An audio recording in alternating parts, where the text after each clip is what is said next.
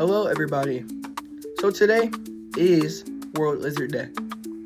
So, what is World Lizard Day?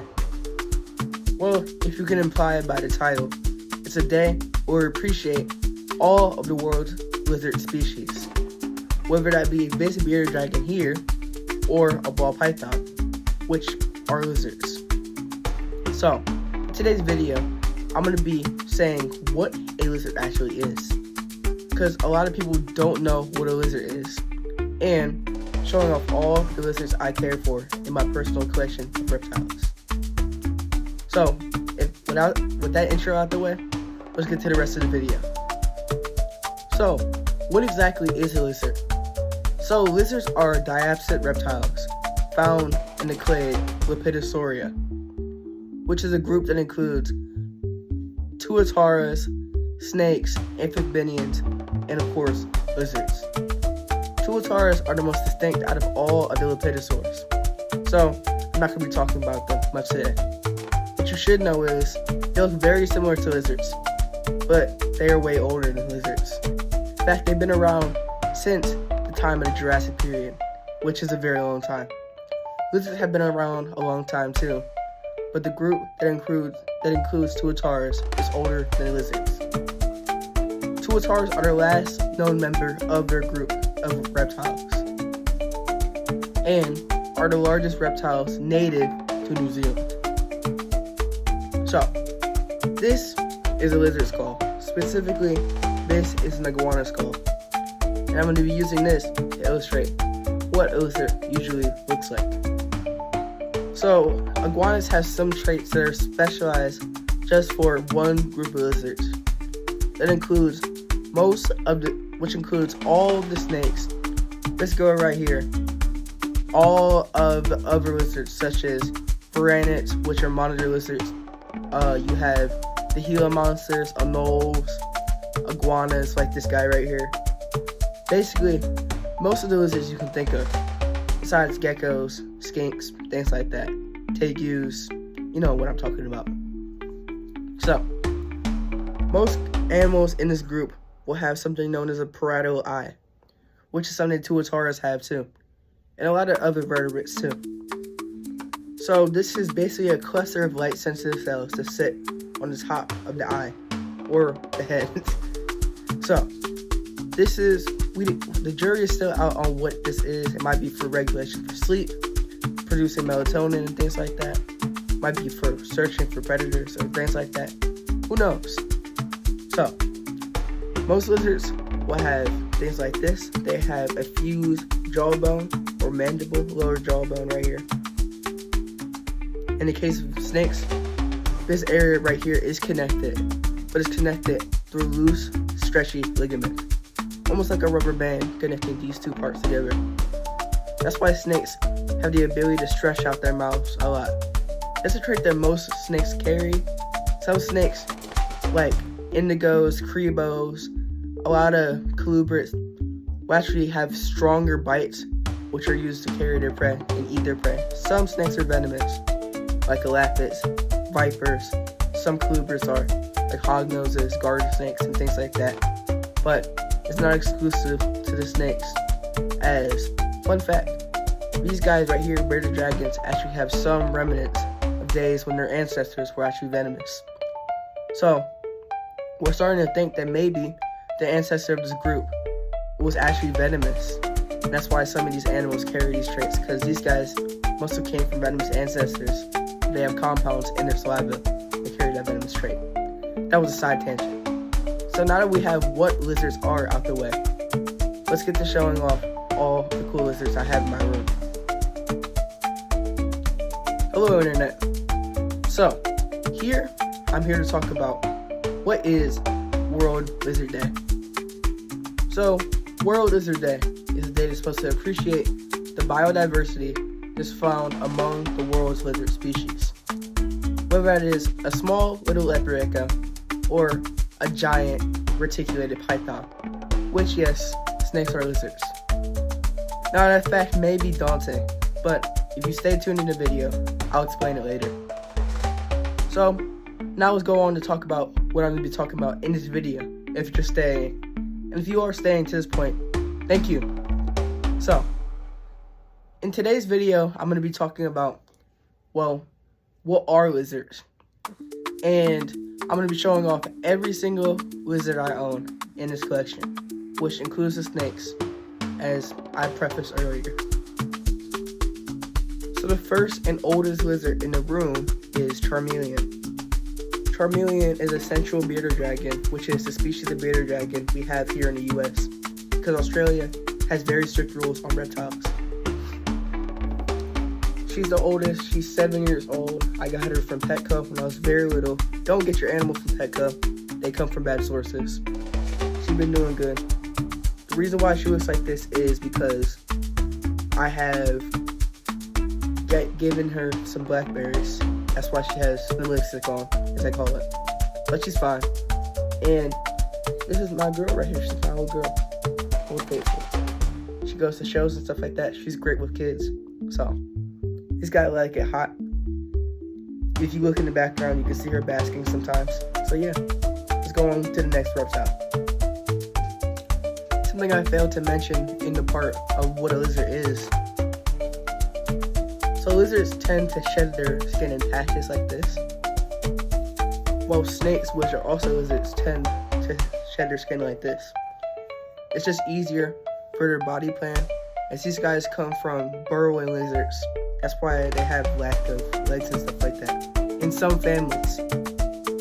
So I'm going to be starting off the snake category with one family of snakes known as colubrids. The colubrids are the most vastly known group of snakes, which includes things such as this king snake right here. So this is Obsidian the king snake. I've had her for about a year now. Got it from Tinley and the Arborist DC. The reason why she looks like that is because she's in blue, or it means she's going in the shed. So normally she's very iridescent and stuff because these guys are all black. I love this species a lot, but now she's just bland and kind of drab because she's shedding. The reason why they look like that is there's a layer of oil separating the old skin from the new skin, and that's why if you look at their eyes, they turn this kind of cloudy color because it's time for shed. So yeah, let's go on to the next family of snakes. So this is Stone, my big male ball python. So this is the largest animal I have in this room right now. By length, he's around 4 feet. This is around average size for a male ball python. 4 feet, 3 pounds. He's just my chill male ball python. I've had him since he was a little baby. He's grown up to this massive guy right here. So something interesting about, something that separates snakes from the other members of their family. Snakes have these specialized belly scoops, which allow them to maneuver through the soil and stuff like that easier. While lizards have more of just just sparse scaling, these guys have almost like a wire of scaling on their bellies, which I just think is cool. These guys are actually being used to discover new ways we can make technology and stuff like that.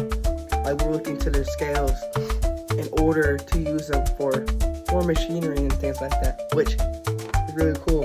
It's an application of how lizards are being used in our daily lives, and that's why we should be appreciating them more. Say bye, Stone.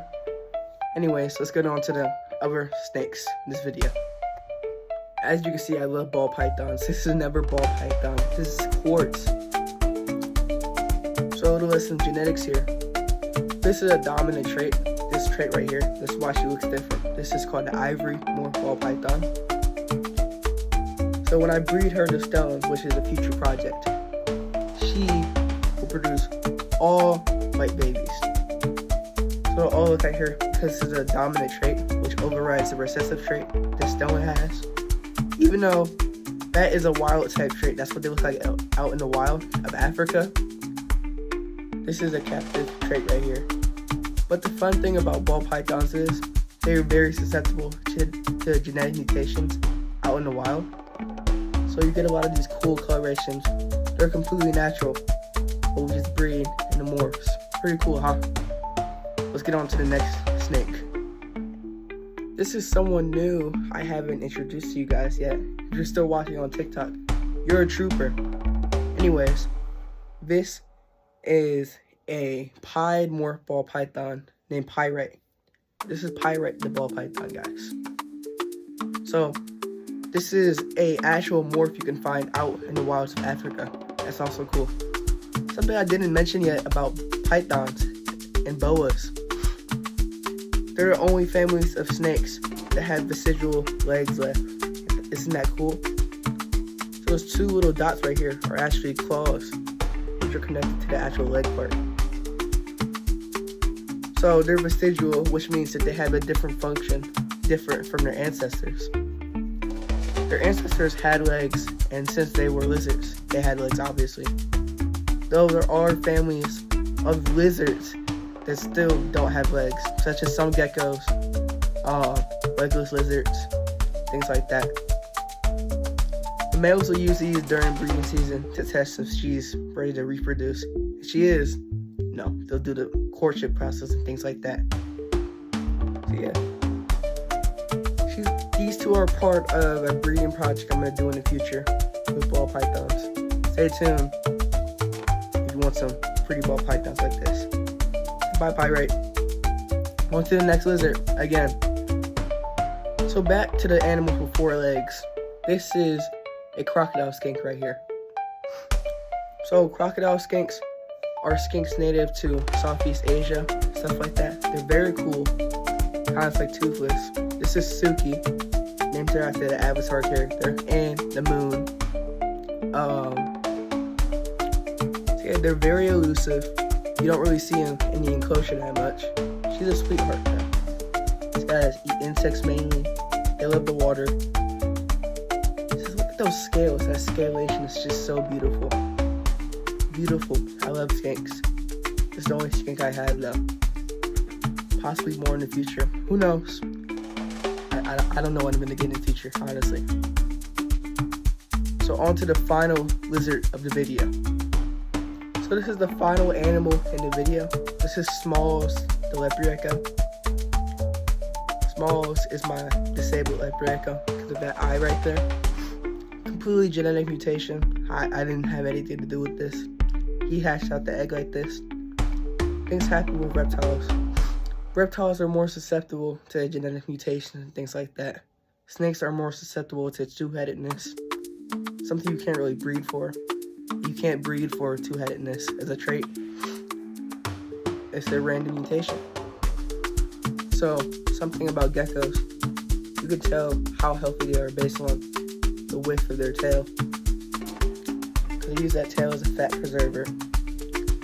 Unlike crested geckos, when these guys drop their tails, they can regrow them.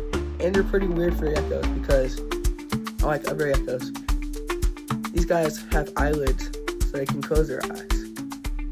Most geckos have a shield that's covering their eyes, like the snakes, where they can't close their eyes or anything like that. What geckos do is, to remove debris from their face, they use their tongues. So you'll see geckos licking their face. That's how you can tell it's a gecko in most cases, because most lizards' tongues aren't that flexible. So anyways, guys, happy World Lizard Day.